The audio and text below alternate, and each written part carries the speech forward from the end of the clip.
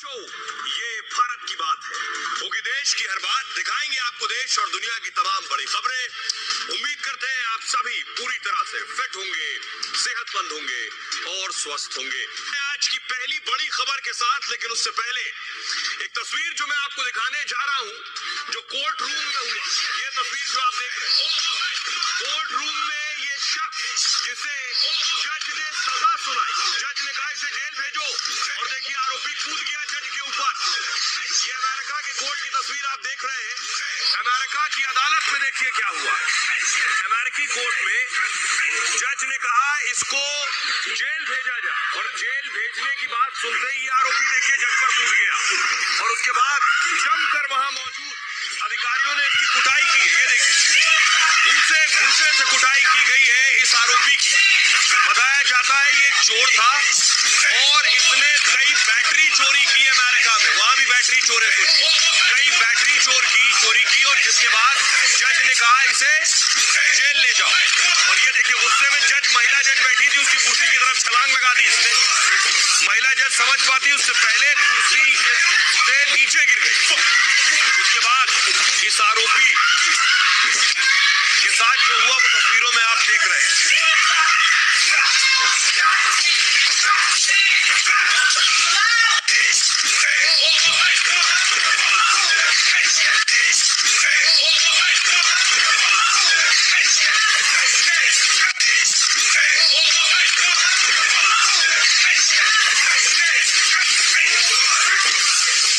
खबरों में आगे बढ़ते हैं।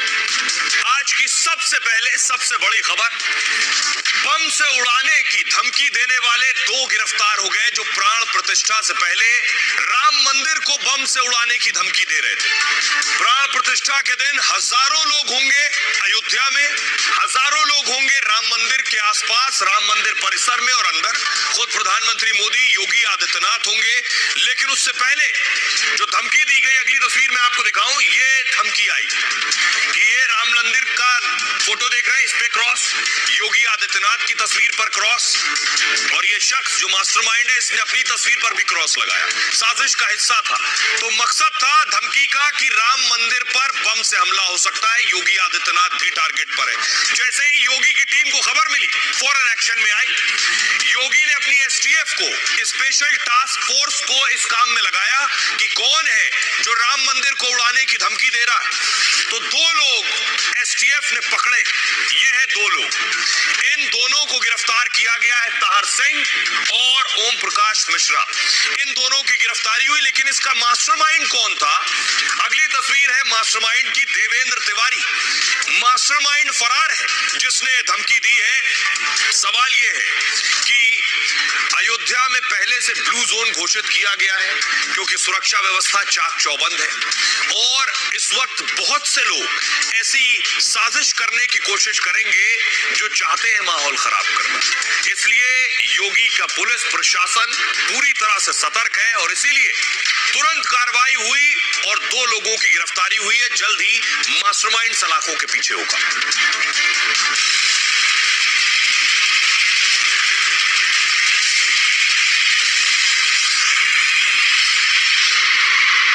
जिन्होंने राम मंदिर को उड़ाने की धमकी दी,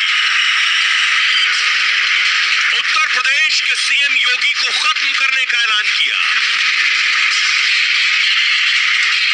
और एटीएस के खात्मे का भी खुला चैलेंज दिया।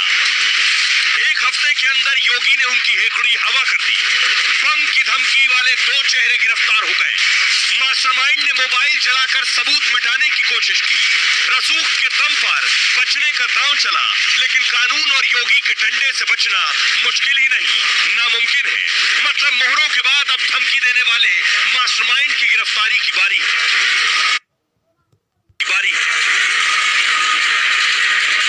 और आइए आपको बताते हैं ये दोनों हैं कौन, इनकी गिरफ्तारी कैसे की गई। एसटीएफ के लिए बहुत मुश्किल था क्योंकि सबूत, मोबाइल जला दिए थे जिससे धमकी दी गई है। ये है वो आरोपी। राम मंदिर और योगी को धमकी देने वाले शिकंजे में आ चुके हैं। लखनऊ से उत्तर प्रदेश एसटीएफ ने इन दो आरोपियों को धर दबोचा है। एक आरोपी है ताहर सिंह और दूसरा ओम प्रकाश मिश्रा। 25 से 30 साल इनकी उम्र है, गोंडा के रहने वाले हैं। दोनों की गिरफ्तारी लखनऊ के गोमती नगर से हुई। एसटीएफ को शाबाशी देनी होगी जिसने तुरंत कार्रवाई की। दोनों लड़कों ने ही ईमेल के जरिए राम मंदिर को बम से उड़ाने की धमकी दी। धमकी में राम मंदिर, योगी और उत्तर प्रदेश एसटीएफ प्रमुख को चेतावनी दी थी। धमकी वाले ईमेल में आपत्तिजनक भाषा का इस्तेमाल किया गया। खूंखार दिखाने के लिए आरोपी ने खुद को कहा कि हम आईएसआई से जुड़े हैं। यूपी एसटीएफ ने ईमेल के आधार पर आरोपियों की तलाश शुरू की कि ये ईमेल आया कहां से। जांच में एसटीएफ ने साइबर टीम और सर्विलांस की मदद ली। सर्विलांस जो मोबाइल के बारे में जानकारी जुटाती है। जल्द ही खुलासा हो गया कि आरोपियों ने फर्जी आईडी से ईमेल भेजा है। आरोपियों ने धमकी के लिए दो ईमेल आईडी का इस्तेमाल किया। एक ईमेल आईडी आलम अंसारी खान और दूसरी जुबैर खान के नाम से बनाई गई। दोनों ईमेल एक ही मोबाइल फोन पर बनाए गए, लेकिन इसके मोबाइल डेटा से इंटरनेट का इस्तेमाल नहीं हुआ। यानी जिस मोबाइल से मेल किया गया उस मोबाइल का इंटरनेट इस्तेमाल नहीं किया गया। इंटरनेट किसी दूसरे वाईफाई से लिया गया। एक किसान नेता के दफ्तर से वाईफाई के जरिए इंटरनेट लेकर मेल किया गया। अब आइए आपको सुनवाने जा रहा हूं दोनों आरोपियों को जो अपने बारे में बता रहे हैं। पुलिस ने पकड़ा है, सच कबूला है। सुनिए दोनों को जरा। मेरा नाम ताहर सिंह, पिताजी का नाम श्री पृथ्वीराज सिंह, गांव का नाम बिशंबरपुर, थाना घानीपुर, जिला गोंडा। ओम प्रकाश मिश्रा, सना भरतभुवन मिश्रा, निवासी भैरमपुर, कटरा बाजार, गोंडा। ये है मेल करने वाले जिन्होंने धमकी का मेल किया, लेकिन इनके पीछे मास्टरमाइंड भी है। ये मास्टरमाइंड बताया जाता है जिसका नाम है देवेंद्र तिवारी। इसने राम मंदिर को बम से उड़ाने की धमकी की पूरी साजिश रची। कौन है ये देवेंद्र तिवारी, इसके बारे में आपको बताऊं। ये अभी फरार चल रहा है। यूपी एसटीएफ इसे शिद्दत से तलाश रही है। ये है देवेंद्र तिवारी। बड़ी बात ये जो आगे मोबाइल पड़े, जिन मोबाइल से मेल किया गया वो दोनों मोबाइल इसने फूंक डाले, जला दिए। राम मंदिर और योगी की धमकी पर यह खुलासा हुआ है। धमकी का मास्टरमाइंड देवेंद्र तिवारी बताया जा रहा है। देवेंद्र तिवारी खुद को किसान नेता और गौ सेवक कहता है। देवेंद्र तिवारी ने ही ईमेल में धमकी मिलने का दावा किया। इसने कहा मुझे मेल आया और सबूत मिटाने के लिए इसने दो मोबाइल जला दिए। देवेंद्र की कोशिश थी कि मोबाइल जलाकर वो बच जाएगा। मतलब मोबाइल से पुलिस एजेंसियों को चकमा देना चाहता था। रसूखदार होने की वजह से कई लोग इसकी मदद भी कर रहे थे। आपको बताऊं ये देवेंद्र किसान मंच और गौ सेवा परिषद के नाम से एनजीओ चलाता है। लखनऊ के आलमबाग में इसका एक मेडिकल कॉलेज भी है। इसी मेडिकल कॉलेज से उसने धमकी की पूरी साजिश रची। कॉलेज के दो कर्मचारियों ने देवेंद्र की साजिश को अंजाम दिया। ओम प्रकाश देवेंद्र का पीए है, जबकि ताहर सिंह सोशल मीडिया देखता है देवेंद्र का। देवेंद्र कहने पर दोनों ने दो मोबाइल खरीदे और सिम कार्ड खरीदे। इसी मोबाइल पर ईमेल आईडी बनाकर धमकी का मेल किया गया। धमकी भरे ईमेल की तस्वीर ताहर ने देवेंद्र के व्हाट्सएप पर भेजी। इसके बाद देवेंद्र के कहने पर दोनों मोबाइल नष्ट कर दिए गए, मगर एसटीएफ ने जल्द ही मोबाइल नंबर और आईपी एड्रेस ट्रेस कर लिए।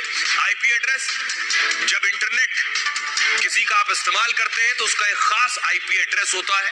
उस आईपी एड्रेस के जरिए ही पकड़ होती है। और देवेंद्र के दफ्तर तक पहुंच गई पुलिस एसटीएफ, लेकिन तब तक वो फरार हो गया। मास्टरमाइंड की तलाश जारी है, जबकि उसके दो मोहरे अभी शिकंजे में हैं। सुनिए, आपको सुनवा रहा हूं। देवेंद्र को सुनिए जो खुद कह रहा था कि उसे धमकी दी गई, जबकि ये इसकी खुद की साजिश रची गई थी। सुनिए। कल मुझे एक मेल आया जिसमें जुबैर अहमद के नाम से मेल था, जिसमें माननीय मुख्यमंत्री जी का और मुझे और एसटीएफ चीफ और भगवान राघवेंद्र राम के मंदिर को बम से उड़ाने की धमकी दी है, जिसको लेकर सुशांत गोल्ड सिटी में मुकदमा लिखा गया है। और सभी विभाग के लोग इस पर एक्टिव हैं, कार्य कर रहे हैं। एटीएस के कुछ लोग आए हुए थे, अधिकारी, और एसटीएफ के अधिकारी आए हुए थे। उत्तर प्रदेश पुलिस के कई अधिकारियों का फोन आया, लेकिन अभी तक कोई सब्सिट बात नहीं कही है। इस खबर को बिल्कुल हल्के बात इसलिए नहीं समझी गई क्योंकि 22 जनवरी को प्राण प्रतिष्ठा है राम मंदिर की। उसके बाद 4 रोज बाद 26 जनवरी है। देश के 2 बड़े मौके हैं और इस बड़े मौके पर आपको बताऊं, देश की राजधानी दिल्ली में पकड़ा गया है सलाउद्दीन, जो कि हिजबुल मुजाहिदीन का आका है। इसका राइट हैंड दिल्ली में था, जिस पर 10 लाख रुपए का इनाम था। अगली तस्वीर में दिखाऊं, ये है जावेद मट्टू। तस्वीर जो आप देख रहे हैं जावेद मट्टू की, ये दाढ़ी में इसकी तस्वीर है और ये बिना दाढ़ी की तस्वीर है।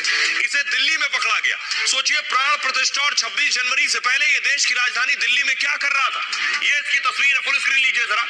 इसे पकड़ा है दिल्ली की स्पेशल सेल ने। देख रहे हैं, चश्मा लगाए हुए, मुंह ढका हुआ है और ये दिल्ली पुलिस की स्पेशल सेल को आप देख रहे हैं, जिसने जावेद मट्टू को अरेस्ट किया है। जावेद